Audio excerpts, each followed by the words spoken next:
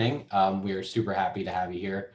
I know that Zoom has been pretty much our way of life nowadays, so we thank you guys for really taking some time out of your schedule just to come and speak with us today. So we are the University of Oregon Sports Product Management Program. We are out in Portland, Oregon. So we are doing our best to learn the pretty much project life cycle and everything from starting your own business to, what it's about to work at other companies. So I'm going to get it kicked off for you guys. I want you to introduce yourself. That way, you get the full picture. So we have Jordan, Chris, and Quaz with us. So Jordan, I will let you go first. Hey, how's it going? In terms of my background, I actually graduated from U of O. My degree is a business administration degree with a concentration in entrepreneurship and then a minor in economics. Starting out, I did work for Daimler as a senior operations buyer. So that's what I started as. And then that actually led me to wanting to start my own business because I am interested in fashion and design. That's more self-taught. The business background is what I believe allowed me to get as far as I am today, because I think a lot of creatives, they don't necessarily always have the business background. And so with all the talent and creativity, you also have to understand the business side of things to make profit and etc. But I also realized upon graduation that there weren't as many, I guess, opportunities for fashion designers in Portland other than working at kind of like the big corporations. So Produce Portland, that's what I own, is a platform that I hope to eventually be able to provide opportunities for those who are like-minded as myself, just because there weren't as many as when I graduated. So I want to be able to cater to those who are interested in the creative fields, whether it is fashion or music or art, because we also have a record label. We also help the local artist community, and we throw like community events where we help them sell either art, fashion, and music. But my goal with Produce is to be that platform that provides what I feel like Portland is lacking in the sense of the smaller community or the creative community. Awesome. Thanks, Jordan. Appreciate it. I'll throw it over to Chris next.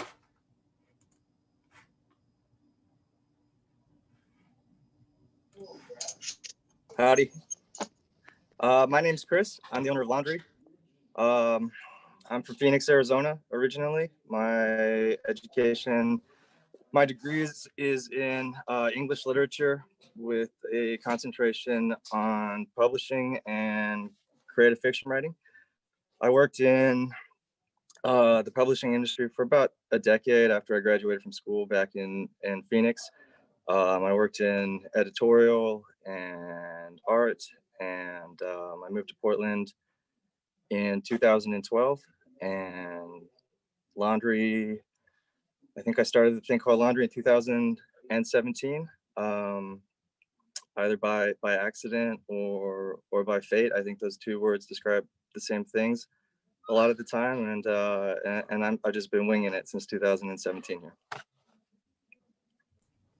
Awesome. Thanks, Chris. And then I am going to toss it over to Quaz too. What up, everyone? I'm Quaz. I'm here. I just want to say I feel super honored and, to be on this platform. So thank you, U of O and the Sports Product Management. My name is Quaz Amir. I would like to share a photo with you guys because I'm more visual than anything. Let me get here. All right, everyone sees that, right? Yeah, we can see it. Okay. Can everyone see the house that says 608? Perfect. So humble beginnings. This is where I've come from, born and raised in Philadelphia. Did my secondary school, well, I guess high school, in Wilmington, Delaware. And yeah, this is what I came home to every day. So motivation was my key to just do better in life. With that being said, I left and went to school at Norfolk State in Virginia in 2006. Was there until 2010. Did 4 years and didn't complete school. So I was a dropout, moved back home, slept on my mother's couch for like a year and a half. And at that time, I was just ready to do something different. And I packed all my bags up. Me and my wife, we left and we moved to Portland. So didn't have any money saved. And I got into the scene or the art scene by DJing. And that was a great way for me to actually meet people. Let me take this off the screen so we can go full screen. So yeah, that journey, to Portland, basically my business background with education, I was entrepreneurship at Norfolk State. And then, so I didn't finish again, but, I was able to network and, take the information and education that I've learned at school to put it into use. 2017, I started a company called The Collab, which is now Common Brand. And the whole purpose creating that business was to create opportunity for creators like myself that really didn't get the acknowledgement of, being a Black creative artist or a person of color. And I wanted to bring that dynamic to the community and offer opportunities for people that were creatives. So one thing led to another. The collab started out as community-based, and now Common Brand is a full-fledged creative agency. So yeah, that's a little bit about me. Awesome. Thanks, Quaz. And I think we have Ian here too, if Ian wants to tell us about his brand and kind of how he got started. Yeah. So what's up, y'all? My name's Ian Williams. I'm the owner of Dead Stock Coffee. Sitting inside Dead Stock right now. We're a sneaker-themed coffee shop right down the street from U of O's campus down here in Chinatown, Old Town. Shout out to Chinatown. Yeah, I guess been doing coffee for about 5 years, almost 6 years, maybe. Yeah, 6 years, but almost 5 years in this location. Started out in the neighborhood. Started out inside the shoe store compound that used to be across the street. Come from the footwear industry though. Worked at Nike for almost a decade. Before that, I was a sneaker dude. And I've always been a huge fan of the greatest basketball player of all time, Allen Iverson. You know what I'm saying? Philly, I see you, Quaz. Got a lot of questions, a lot of Reebok questions behind me. Yeah, I mean, I'm, hyped to be here and, just, yeah, we're really about community and we're really about, now I won't talk about the practice. We talking about not the game. Yeah, just really looking forward to the whole thing we're about is community and bringing people together. So that's stuff. And that's dope, Ian. We appreciate it. And like I said, I just want to say, like, if I don't know if everyone is here for the full time or if you have things you got to go do. But again, we all want to say thank you before I pass it off. But we appreciate the local Portland brands coming through. I mean, I know myself and a bunch of other students have just been all in and around, like, coffee shops like Dead Stock and Produce and all these different places around Portland. So again, we appreciate you. And I am going to pass it off to Bert for the next question.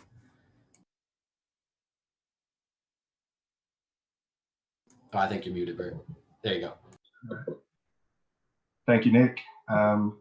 Jordan, Quaz, Chris, Ian, thank you very much. Thank you for joining us today. It's pretty awesome.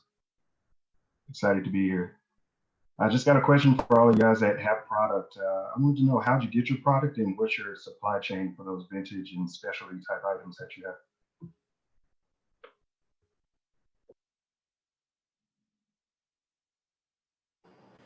Jordan, you go first, bro. You the big time product guy.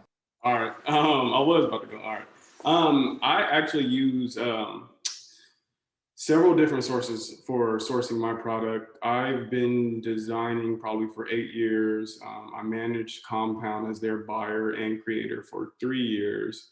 And so over time, I have learned the ins and outs of consignment, which is when you sell a product for someone else and then they get a cut after the sale, as well as just retail buying, as in buying wholesale. But at the same time, I also create our own in-house brand, which is a whole different subject, where you purchase blanks is what they call it, or just wholesale garments, and then you print on it yourself. So for me, my supply chain varies. We also do have like Red Bulls, and it's called exotic pop, which is sodas that are sourced from like Russia, Japan, that kind of stuff. But I kind of, depending on what the need is in terms of sourcing products for the retail side of things, that is more of a personal connection. I like to curate and purchase products from people I personally know. I don't want to just buy a product or a brand that is just a brand. I'd rather be able to tell the story. Oh, I met this guy at this convention, or I know this guy through this, or I helped him do that. So we curate a lot of retail from the local Portland designer market, as well as trade shows where I'm able to meet the owner and designer behind the brand. So it's more of a conversation rather than just, oh, here's a cool t-shirt. For the in-house line, I've been blessed to have met a manufacturer overseas. So for our cut and sew, I am able to create garments that most would not have access to at, in my opinion, the level we are at. We're not like a big box store or big department store. So they are able to work with me on lower minimums. So for the in-store brand, I combine overseas and also mainly LA, and then a couple Portland companies in terms of wholesale product. And then for the consignment, that's more so geared towards the local community. So we have like hype products like Supreme, Bape, Palace, Off-White, Kith, but we also have a small curated selection of vintage. And so that's mainly sourced from the locals in Portland, who, yes, you can sell on StockX, but now we are giving the youth and then some adults the platform to be able to sell or resell their products throughout produce, as well as sodas. That's another wholesaler. So I actually have a diverse supply chain. It just depends on what section of the store you're going into, depends on the conversation.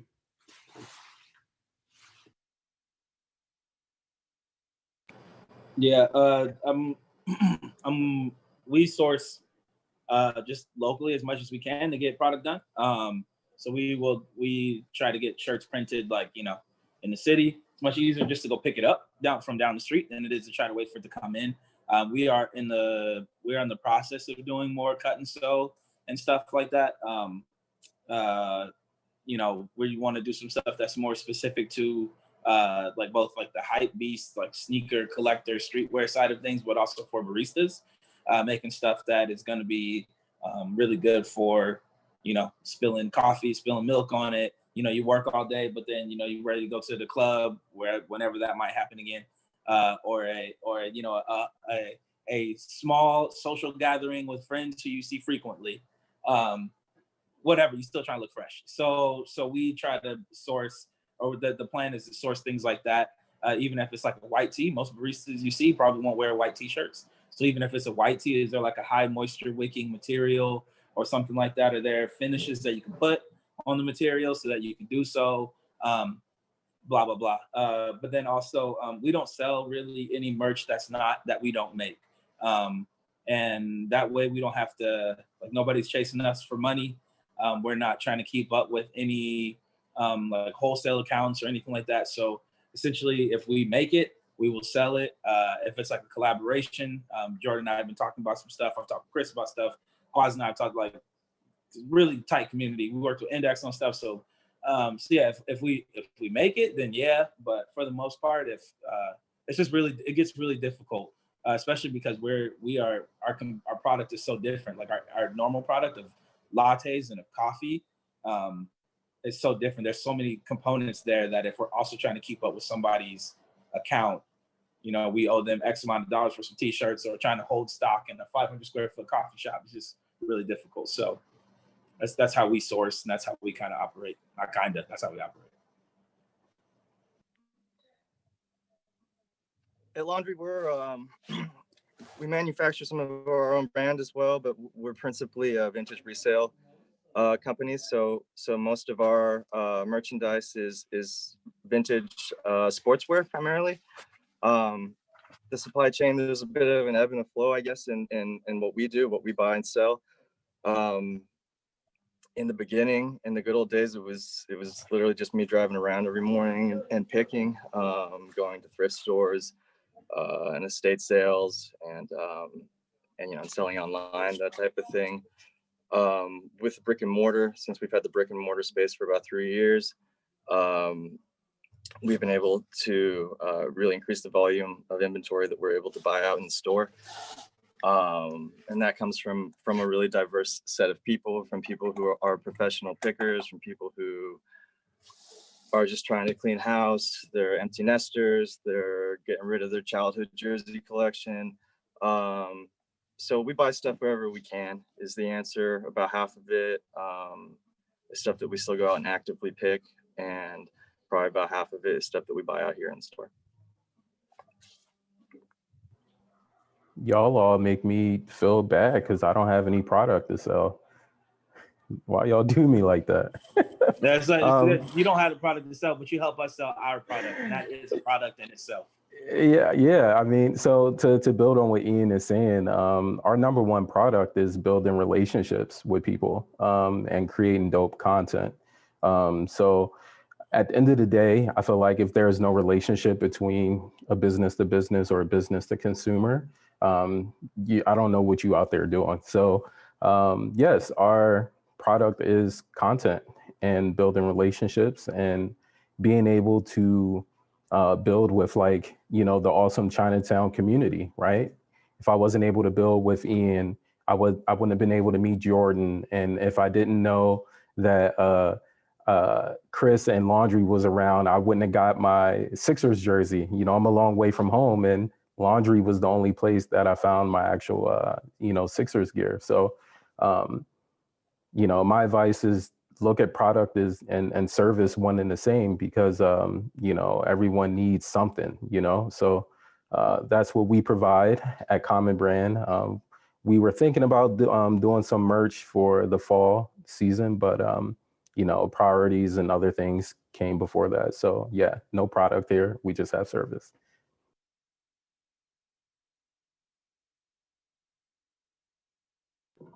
Well, thank you all for your time and your insight. I really appreciate it. It's been awesome. I'm going to kick it over to Jesse next. Awesome. Thanks, Bert. I guess so for our next question, we've kind of heard from you guys about how you work with a lot of the local artists and businesses with products, or in Quaz's cases, services and kind of like that. But could you guys go a little bit more in depth about how you're involved in Portland and the community? And then we can start with Ian. I don't like to be involved in Portland and the community. I hate everybody, and no, I'm just kidding. No, I try to be we try to be as involved as possible. The whole basis of the coffee shop was to have a place where people could go and chill, especially people who wanted to be in and around the sneaker industry. So the whole goal of Deadstock to begin with was to be involved and to help the community get involved. So, I mean, I guess I can't really think of too many specific things, but when you, like, Starbucks' big thing was to be like the third place, right? It's like you got home, you got work, and then it's the other spot. So we try to be that place for people. The whole goal is for people to, for a small investment, you can get a lot of return on your investment, whether it be through, conversation or, just a good cup of coffee. So that's how we get involved. I mean, if y'all know me, I'd like to do random stuff. I just went on a 6,000-mile road trip serving coffee around the Western states. I guess that's in Portland, but that's also, I got to spread that Portland love. People need to know. So. Awesome. Thanks. One way that produce helps the local, I mean, there's many ways, but there's a lot. Because my whole goal is to be the person who helps the Portland community, just again, because I just felt like during my time experiencing things and going through the highs and lows, I didn't really have anyone to reach out to. So for us, I help a lot of the high schoolers, college students with their brands in terms of establishing this is your profit and loss. This is how you gauge your margins. This is how you gauge demand and supply. And I give all my resources, no matter who you are. If you come into Produce Portland, I probably meet with 10 to 15 different kids right now. And also as well, sell their brand within the store. So if anyone has an idea in the Portland community in terms of fashion and they come to Produce, I meet with them. So what kind of brand are you trying to start? What numbers are you trying to hit? What level of fashion in terms of, is it just streetwear? Is it contemporary? Is it cut and sew? As well as we throw every Saturday now, the market is what we call it, which is sponsored by Produce.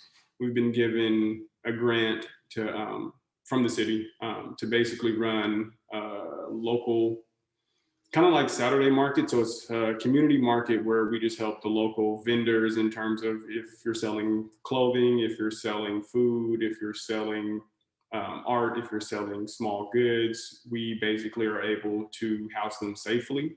So during the summer, it was more so we would just block off 2 streets and then we would have them set up their own tables and give them an opportunity to make sales during COVID, as well as now we have a tent on 4th and Burnside. So people are able to now vend within the tent every Saturday and kind of spread and expand their business that way, as well as the 3rd vacant space in our building we now are in charge of. So every Friday through Sunday, we give one local the opportunity to basically have a pop-up store, just to get a real feel for how running a store, quote unquote, goes, and also letting them build it out.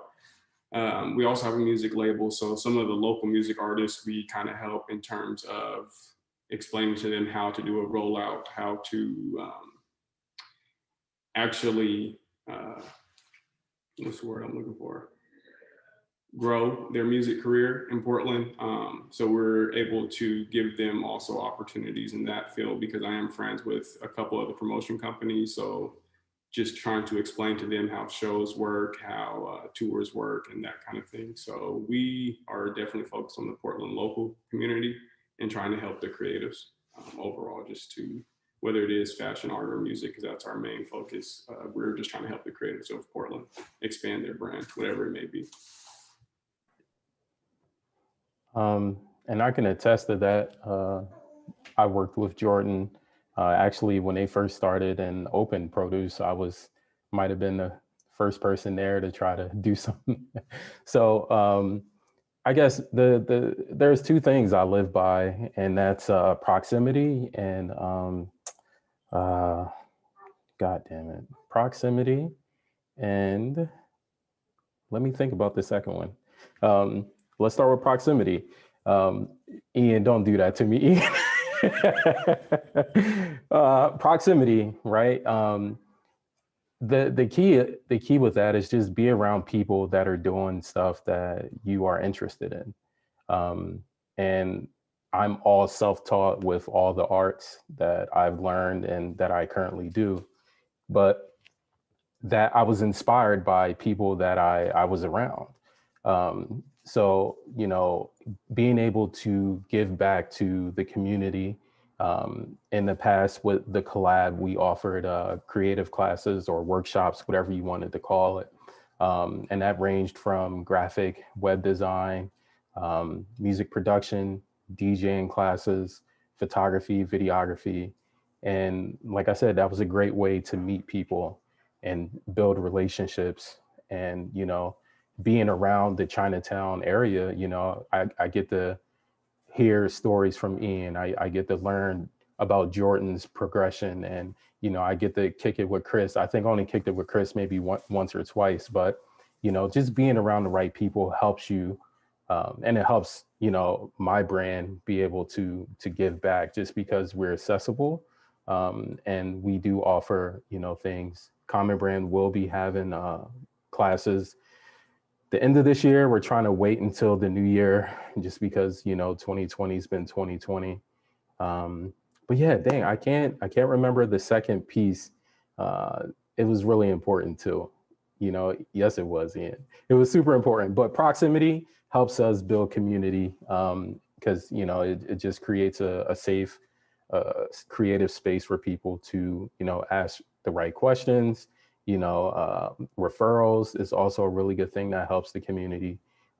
If there's something that we can't provide, I definitely know someone who can, whatever it is you're looking for. So yeah, community is important. It helps you with your growth. And I know most of you are, I don't know if a lot of you are undergrads, but one thing that I learned and took away from being in college, right? It wasn't just go to school and, do my work and, try to fit in. It was about networking, so take this time to actually get to know people. And I know social media I ain't have social media when I was in college. So we had to do all word of mouth and, you had to be in front of people. So don't ever be afraid to look foolish or, just we all have those moments where we say something stupid and, it's a little embarrassing, but it's worth it in the end because, building relationship with people that you don't know, they can put you in the right places or lead you to the people who can help you. So take that as community, but the proximity piece. Our main engagement with the community here at Laundry is event-based. For our first year in Chinatown, up until the lockdown, we hosted a monthly art series, First Thursday art show series. So every first Thursday we had a different artist reception. I think until about the end of daylight savings time, we hosted a weekly urban golf program here in the neighborhood. I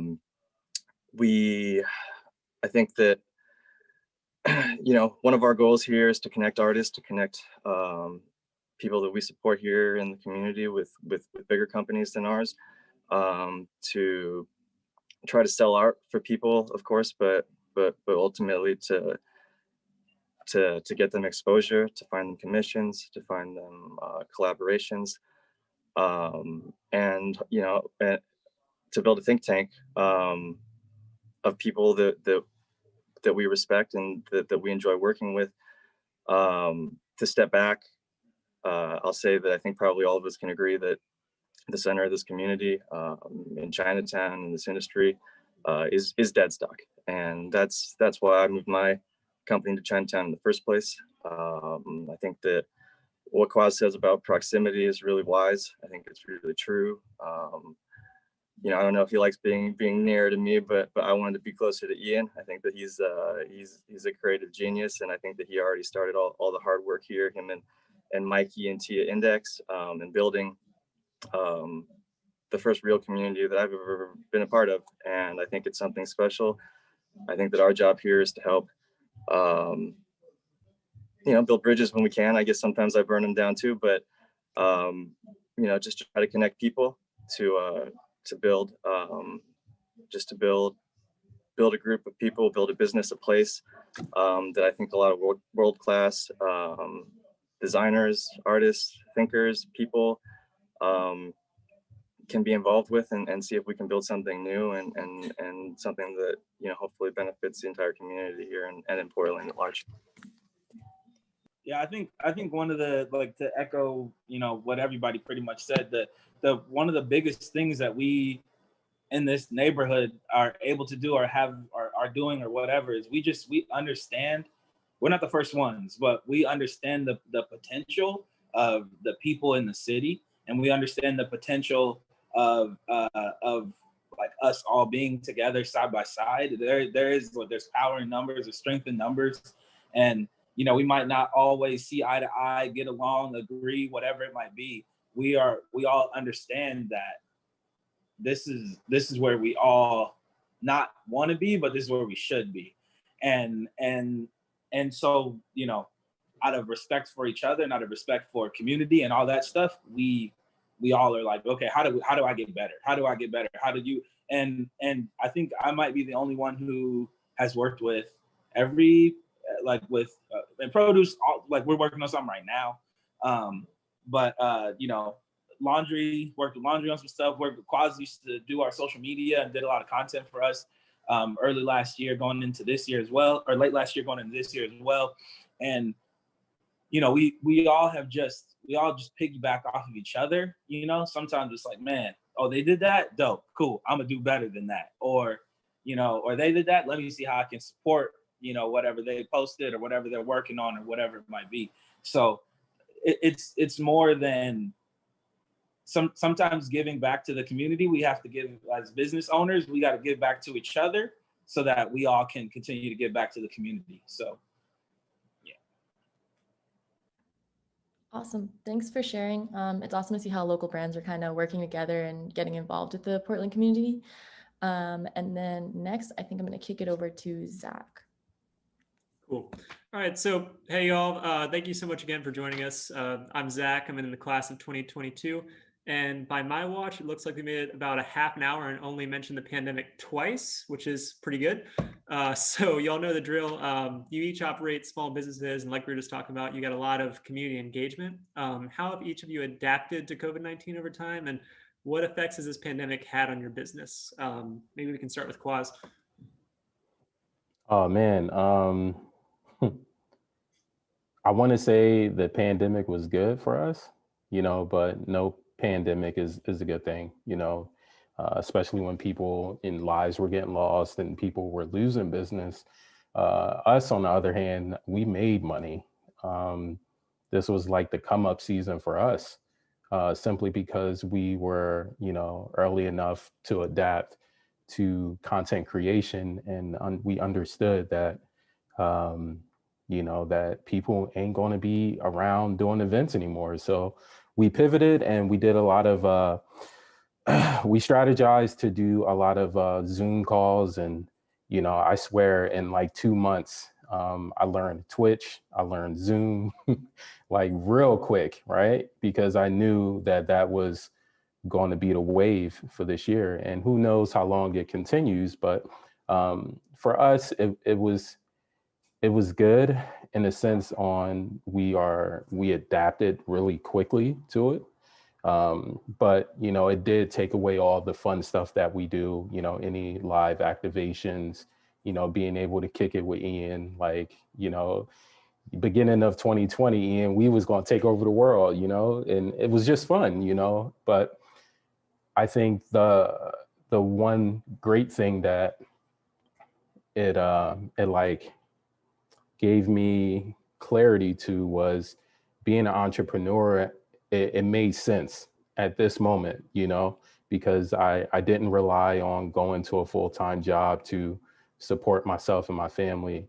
I was like, oh, this is the hustle. This is what I do anyway, so it gave me motivation to just pump and go a little harder. With that being said, I think anything in life, man, you just got to pivot. If you continue to do the same shit over and over, you're going to get stuck, and I think that's the most beautiful thing about being an entrepreneur. You think and diversify everything you do. So Common Brand did well. And it was thanks to people like Ian and helping us get connections and, referrals and, so when shit hits the fan, you do need resources, right? Whether that is people, whether that is money saved up, whether that is a craft or a talent that you have, you got to have something because, I think moving forward, just having a job isn't going to be good enough. So I encourage everyone to learn something new and, spend some time on YouTube University. It's free, right now. Pay the $15 a month to get the ads free because that's what I did. So, what you have in front of you with, all the technology is no reason why anyone should be unsuccessful. One saying that we like to say on the East Coast, right? Don't be a dummy with a smartphone, right? It doesn't make sense. So take advantage of your resources, take advantage of the people that you are surrounded and, regardless of a pandemic or, the world basically stopped, right? But bills still needed to get paid. You still needed to eat, you still need to feed your family. So, when the next pandemic comes around, just be prepared to pivot and learn new things.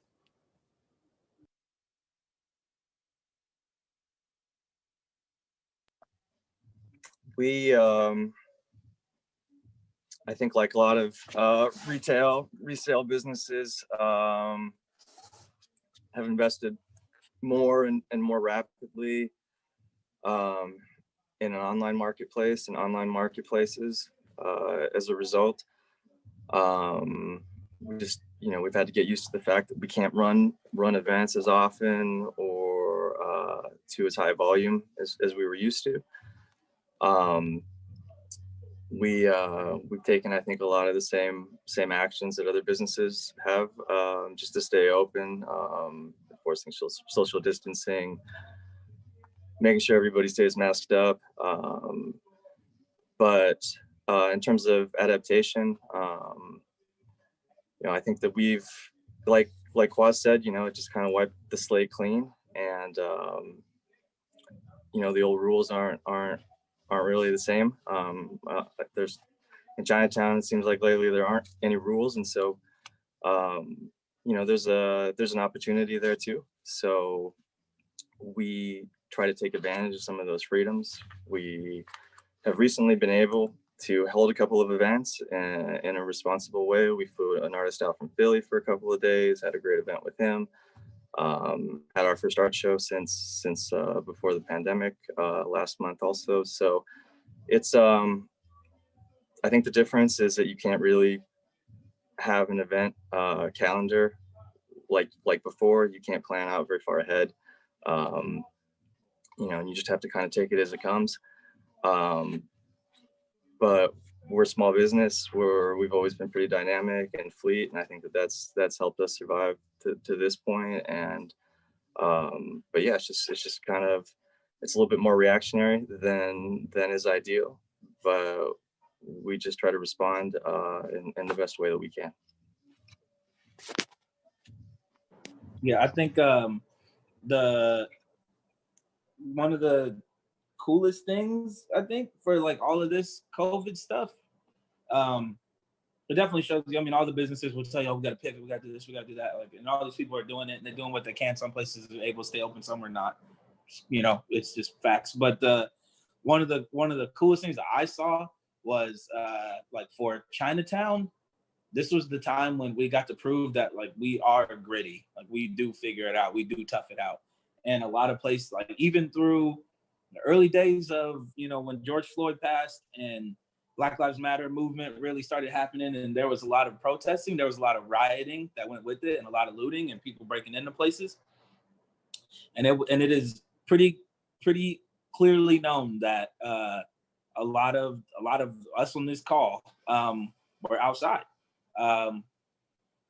prepared for whoever might show up at whatever time. And yeah, we may have been boarded up and stuff like that, but imagine what it would be like to board up a few $10, $20, $30,000 or $30 million, dollars worth of footwear and product and apparel and stuff that has perceived value.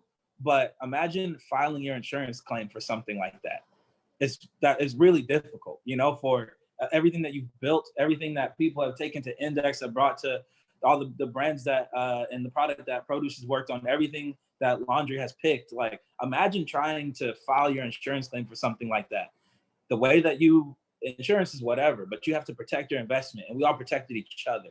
And through all of this, most days we still open the doors. Laundry still had art shows. Produce still did the events in the street. Started out small, now it's popping. We still had people lined up, chilling outside. We did a few pop-ups. We had lines around the corner for a while. Index still pushing footwear. Compound got broken into a few separate times. Myself and some other people rolled over there with boards and, at 2-3 o'clock in the morning, boarded it back up so that Compound could reopen in a couple of days. Like, this is really, forget all the money and the pivoting and all that stuff. If we're not looking out for each other, we got nothing.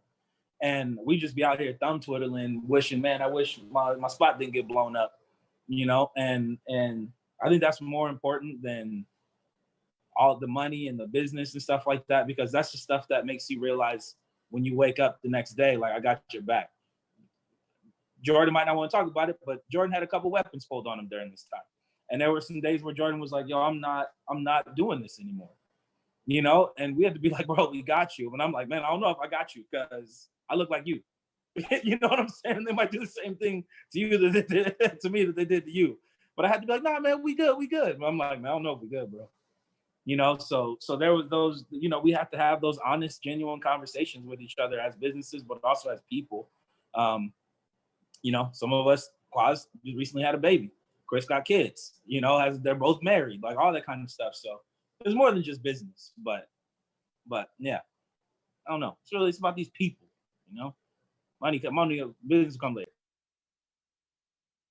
So to that point, Ian definitely did bring up a good point. The reason I continued, because that was a difficult time and I did have weapons pulled out on me. I mean, to everyone's point, to Quaz's point, to Chris's point, we have developed a community.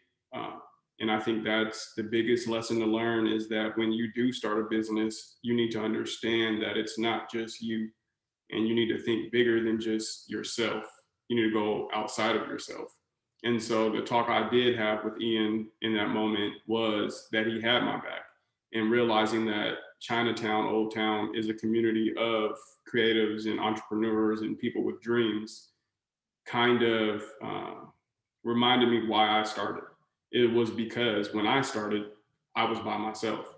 So having those people around you is crucial, I would say even essential, to running a business. And in terms of adapting through COVID, that was one of the main points for us, is we became an alliance in a sense where everyone was willing to work together. It may not be on every event, it may not be on every circumstance, but the conversations are continuously flowing. How can I help you? How can I do this for you? How can I lend you this? Oh, you need to get this product at a cheaper price. I might have someone who can do it for you. So adapting through COVID for produce was a combination of opening ourselves to the community, as well as taking on more opportunities. And when I say that, before produce, I got to a point where I just felt like, oh, I just need to focus on produce. And I forgot that I am a decent graphic designer. I'm good. So now I'm working with local organizations to design their product lines, like the Step Up program at Franklin, Roosevelt, Madison. I've done all their hoodies, all their face masks. So as well as Woodmere Elementary. I just did Franklin High School, Sun School t-shirts. So now produce, from COVID, produce is now actually, like Quaz said, I'm actually making more money in revenue, because now produce is producing for other companies. And so now I'm able to expand beyond just the product line and beyond just being able to help people. But now I'm designing and producing clothing for other businesses in the area. And they recognize that, yes, I can spend this money with all these other people, but I'd rather spend it in the local community. And so now produce has entered a niche where we're able to create fashion and opportunities for people who may have just spent it online with an online business. Like they were going to order a mask from Amazon. And then one of the senior reps told them that, oh, produce is a company that can create masks. And so now we're producing their masks. So COVID has actually opened my eyes to being more accepting to working with other people, and realizing it's not just about produce, it's about this community. And I kind of lost sight of that when produce first started, because owning a business is difficult. You kind of get lost in it for a little bit. And then that reminded me, oh, I'm here to help. And so with COVID, it actually helped the business. We're getting tons of opportunities. Like I said, the city of Portland is backing our market events. It's not produce's money per se, but the city of Portland is now giving us grants and building us tents and providing us with resources to expand what we're trying to do as a business. And so the adaptation in any situation, I feel like, is realizing that this is not the end, and then exploring your avenues to see where you can pivot. Like Quaz said, I think once you develop a plan B or an exit strategy, you're going to exit. And so with produce, it wasn't what's the exit, it was how do we continue. And so I just think anytime there is adversity, you just need to understand there's a pivot move to be made, and then see that pivot and go full force. And can I touch on that real quick? I love the word pivot, and the reason I am the person I am today is because growing up, living in the hood, the ghetto, whatever you want to call it, in poverty, you always had to pivot. And again, like you have to react. Like I'm working on being prepared before I react to things now because I'm older, I have a family, I can't just react. But touching on what Angelina said in the comments, I really love how community oriented Portland can be. It's, you got to be a good person, you know, because if you're a shitty person, no one's going to have your back. So don't just think you can do dumb stuff and, you know, burn people and think people are there to catch you when things break down. So you also have to be a good person. And it's not always take, you have to give. I've done so much free shit. Like I'm just now getting paid. I'm able to pay myself as a business owner in 3 years, you know? So I know the value of, you know, being humbled and giving the shirt off your back or just doing stuff you may not want to do. But part of that community piece and being able to help people is it's not always about you. So, and I'm glad, you know, even it was nice just sitting at Ian's shop after he closes. I know he loves staying there until 1 or 2 o'clock, but just talking about life and just talking about, you know, being a Black man in a predominantly white city and, you know, how opportunities may pass by us, you know, but that motivates us to keep going and keep pushing and be able to find our space where we can do our thing and be who we are and be accepted. So that's one thing I really love about Portland is that you will find a place where you can do that. Enough said. It's really powerful that you guys have each other's back and building this community and being able to, like you said, go beyond yourself to weather that storm. That's really cool to hear. I think we're going to kick it over to David now. Thank you again. Cool. Appreciate it, Zach. Yeah, thank you guys for sharing. It's really awesome to see the collaborative spirit between all of you, honestly. So that's really cool. The last of our planned questions here for you guys is, what were some of the roadblocks that you guys encountered when you were starting your businesses, and what might be some advice that you would give to, you know, someone who's in this program, someone who might be interested in this program, pursuing a master's degree? Listen. Don't start a coffee shop without knowing anything about coffee. Don't do it. That's roadblock number one. If you don't know whatever the business is that you're about to go into, it's cool to figure it out. It's cool to tough it out or to be like, I'm gonna figure it out as I go along or whatever. But don't invest your money into something that you have no idea about unless you got a whole lot of extra money. And if you got a whole lot of extra money, give it to us because we done toughed it out. But I think those, you know, the biggest roadblocks are for me going into coffee is understanding. I understood sneakers. I think I understood community. I knew what, in general, what people were feeling or what they were thinking about, you know, when they look for a space or whatever. The reason I started Deadstock was because I worked at Nike and my friends who left Nike would go to Adidas or whatever other company, and we wanted a place to go hang out. And we would go meet during the day at coffee shops, and all the coffee shops were rude to us. So I was like, man, I'm sick of being disrespectinized out here. You know what I'm saying?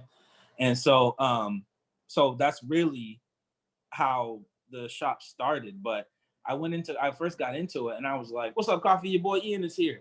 And then the people at coffee were like, no, like I don't look like a barista. I don't look like an owner. I don't look like a supplier. So nobody in that whole community, the owners didn't respect me. The baristas definitely didn't respect me. And it wasn't because I was Black. It wasn't because whatever. It was because it was because I'm not part of coffee. So the first thing I had to do was to learn what coffee had going on and then move forward from there. Learn as much as I could and understand that I needed to respect the industry and respect the people who worked in the industry before I could do anything in it. Now we're good. Now people, you know, hit us up to do projects, all that kind of stuff. You know, before if I showed up at an event, they'd be like, who's that random guy? Now we roll in like 7-10 people deep and they're like, Deadstock's here. So, you know, it's different, but I think that was the first roadblock. Don't let money be your roadblock though. Like I started Deadstock literally with like $60 and some homies. Like I'd hit up the dudes over at Compound. I was like, yo, I got this idea. I'm dummy broke. I left Nike like a while ago thinking I was gonna pursue this big dream and get investors. Nobody's trying to give me money. I got $60. And they were like, pull up, you know? So, you know, without the people, without the community and everybody in the store supporting and everybody around telling people to come in, you know, don't let money be the thing that holds you back.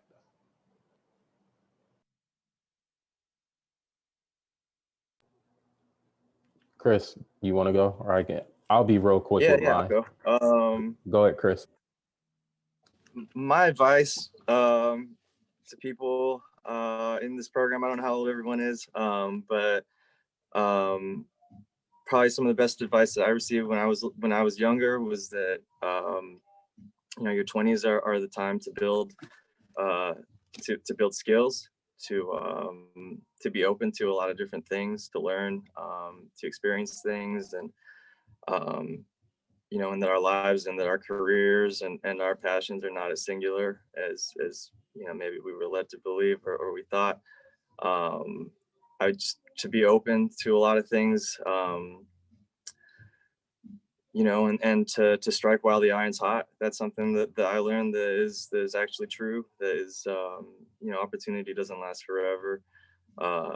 Doors don't stay open forever, and you just have to take it as it comes. For me, my biggest challenge as a business person, like I said, I went to liberal arts school to be a writer, and so having no background in business, I think was a positive in a lot of ways. I think that I was really naive in some other ways, and I think that, you know, it's stupid that it took this long, but really, like, the most important thing that I learned in this time was just not to take it personal. You know, like Quaz says, you got to be, I don't know that it matters in a lot of towns whether you're a good person or a bad person or what kind of person you are, but it seems to matter here, and I like that.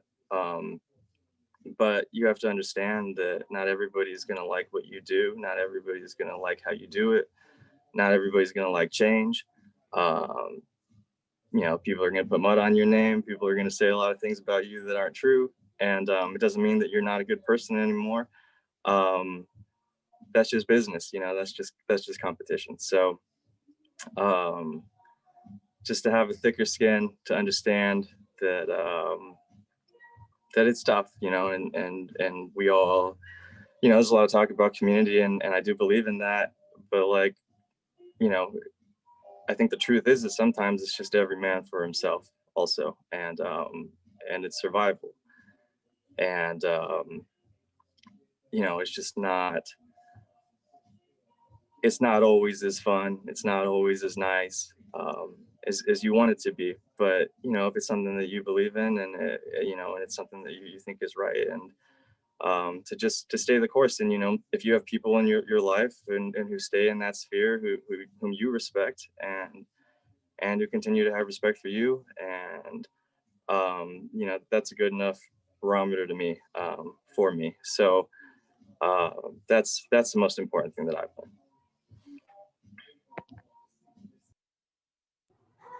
So for me, this is my holy grail right here. I was 10 years old, 96, and this was the very first shoe that my mother couldn't afford because my feet got bigger that year, and the price went up from 90 to 150 at the time. And this, like, peaked and, like, just turned me into a full-blown entrepreneur at the age of 10, because, you know, when it hit me that my mom, working 2 jobs, couldn't afford a pair of sneakers, you know, that really hurt it. So thank you, Jordan Brand, for putting some fire under my ass and, you know, helping me, you know, pursue being an entrepreneur. But one of the roadblocks for me was information. You know, none of my parents went to college. I don't even think my mom barely passed high school.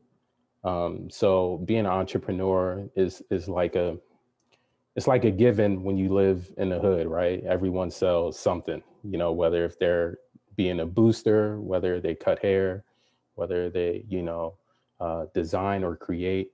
I like to say struggle breeds creativity. But the information piece is really, really big. And I'm glad I had the opportunity to go to college and be around people that I can learn from. So starting my business, it was like, you know, perfect example. Like I had to go to when I went to college, I had no one to help me with financial aid. So I'm in debt like crazy, but you know, it was something that I took on by myself, you know, and I didn't have any mentors or people to guide me and walk me through the process of money management or none of that stuff. So I value information a lot because the more you know, you should be able to do better, or not even do better. You should just be able to make decisions based on whatever it is you know. And starting out my business, I just knew I wanted to do something cool, something dope, right? And I knew I wanted to give back to the community. And you know, during COVID, you know, fast forward to now, I didn't even know how to fill out the grant paperwork. You know, I had to have someone help me, and I just now got a grant from shout out to Oregon Cares. They hooked us up with a nice little grant, but you know, and Jordan. I saw Jordan. Where were we? Right in Chinatown, right on Cooch Street, right? And I was like, bro, I haven't got a lick of money that has come out this year. Like, help me, you know? And Jordan was like, yo, do this. Let me send you an email, and fill it out. And I needed help with it, and I'm not afraid to say it. Like, I hate reading. I never was a good reader, you know? So don't ever feel like you need to know everything, because you don't. Just be your fucking self, you know, and try, do something about it. So yeah, my biggest roadblock, and you know, I try to read something, a book every day, a form. You know, I'm always learning on YouTube. I'm learning from other people, but the information is the key, man. You know, and don't ever devalue that. So if it's something you don't know, or you know, you don't know what you don't know, but every day you should try to push yourself to learn something new. And like Ian said, he had $60. I think I may had like 100 or 150, Ian. But I knew I can go. I used to live in Delaware, so I knew you can incorporate in Delaware, you know, and so that's where I started. I was able to fill out, you know, the quick package for a LLC. I got my EIN number, and then I was like, fuck it, I'm gonna just make it work from here. So yeah, that's just me being who I am, and you know, not feeling ashamed for that. But yeah, learn as much as you can, especially while you guys are in school, man. I wish I can go back to when my early 20s and early 2000s, and you know, I would have took advantage of sitting down with the professors and picking their brain, right? Because you can learn from people your age, but when you sit around somebody that's a little more wiser, and you know, that's been in the game longer than you can learn a lot. So take advantage of that. For me, I think the biggest roadblocks is my age, just because I am only 29. I started produce at 28, so a year ago. But has probably been one of the biggest roadblocks. Is in the eyes of others, I don't have as much quote unquote experience as most in my field. And so when I would approach certain individuals, and also because I am in streetwear, so I don't wear your traditional suit and tie. I just don't do that. I wear Jordans, I wear jeans. Sometimes they're ripped. I wear ripped t-shirts, I wear hats, I have braids, I have a grill, I have tattoos. So a lot of the roadblocks I faced was just automatically being written off just because of my age, and also the way that I dress, or I guess come across from first impression. But once a lot of people get to know me, they realize there is more behind just the cover. It's just how I dress. I run a streetwear store. I love fashion. I love streetwear. I don't like to dress as such. Like, I don't like to meet certain, I guess, standards that some would suggest you would need to operate a business. So with that being said, in terms of advice, similar to Quaz and Ian and Chris, the first thing is you have to be yourself. My personal fashion line is called Pluto Heights, and the motto is be you. Since day one, I had a 4.0 in high school. I've been a nerd. I just dressed differently. I went to college. I got my degree. I worked as a senior operations buyer. I had a local startup that initially had a $200,000 investment. There's a lot of things that I have in my background that you wouldn't necessarily just automatically assume from you looking at me, but I've always been true to me and what I believe in. And so I have never doubted myself. If one door closes, I'm at the next door. The way I started Produce was I'm humble. I emailed the mayor's office. I said, I'm a Black entrepreneur. I just graduated. I didn't just graduate. I was 26 when I emailed him. And I asked him, is there any resources available? And the mayor's office emailed me back and they were like, oh, you should talk to Prosper. Next thing you know, I get a phone call from Prosper Portland. And they're like, hey, the mayor said that you were looking to open a business. That's just how humble I am. I don't feel any sort of way in terms of entitlement. I will ask for help from anyone. I will ask for advice from anyone, younger or older than me. I surround myself with individuals who I feel are like-minded in the sense of the way they talk and the way they carry themselves. I don't really care what's on the cover. I care about what words you speak and your beliefs and your morals. And so for me, again, the biggest piece of advice is one, surround yourself with people who are progressive. Surround yourself with people who are thirsty for knowledge, and humble yourself. Don't ever think in my opinion, don't ever think too highly of yourself. You should always be able to ask someone for help. I mean, that's the first lesson you learn in high school is if you have a question, raise your hand. So for me, I don't mind raising my hand. I've always been the kid who was in class. Can you explain this further? Because I need the knowledge. Knowledge is key. And that I think is the best advice I can give anyone is believe in yourself for one, and two, don't be afraid to ask. Awesome. Well, Jordan, Chris, Quaz, Ian, thank you guys so much for joining us. We really appreciate the time.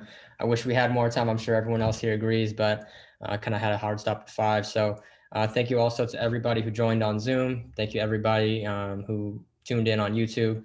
The video will be posted as soon as it downloads. So again, to our panelists, thank you so much for your time. We really appreciate it.